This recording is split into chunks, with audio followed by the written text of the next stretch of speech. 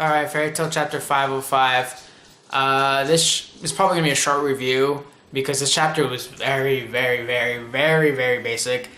And it felt short. I don't know why. I guess the way it was like, you have to scroll down it. It just felt really short. It's basically, they're fighting out in the war still in front of the guild. And apparently, Aileen's going to show her OP power again. And like, as much as I like Aileen, I'm still kind of getting bored now because she just seems overpowered, and we're not seeing her fight anyone like exactly as badass. And I'm really nervous for her character, the way she's being set up, because you just know that someone's gonna probably beat her in the bullshit manner. But anyway, so she enhances the army. They like go berserk mode, but they can't think. So it's basically an army who can't feel any pain, and they're like zombies, overpowered zombies, and they're fighting against the Fairy Tail Guild. And everyone is going back to back, and Makarov is fighting, and everyone's kind of getting like a little pain every now and then. They have a tough battle ahead of them right now.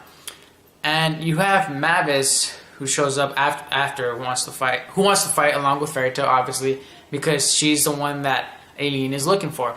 And basically the rest of this chapter is Makarov sacrificing himself by using fairy law. That's pretty much it. And he doesn't listen to reason because Mavis tells him, oh, I have a plan that could work.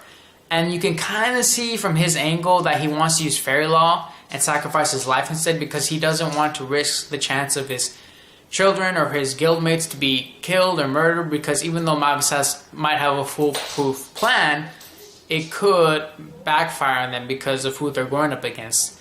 And he doesn't want Mavis to use them as pawns, so to say. And she doesn't even feel like, she doesn't really look at it that way because she doesn't think she's using them as pawns. But it's a war, so you have to look at it from a logical standpoint so that you can fight them in the best way to win without having to sacrifice your life. But either way, he uses fairy law and he takes out the fodder. I'm pretty sure he only took out the fodder. There's no way he took out any of the big guns. That'd be extremely lame. Lame as hell. God, fuck. Can you imagine if he took out August?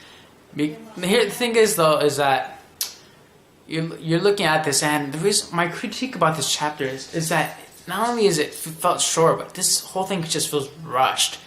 There's like no build-up to Makarov sacrificing his life, if that's the case, because if Hiro had any chance to kill someone, if it's Makarov, because that guy has escaped near death more times than you can count. But it's like a 50-50 right now if he's dead, because one, it's Makarov, but it's still Hiro Mashima, and you know how he treats people with death.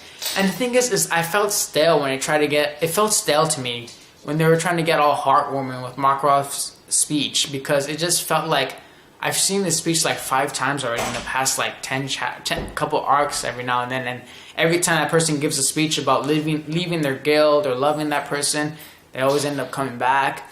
So it doesn't feel like his words hold weight just because of the way this arc has been going. And on top of that, the build-up.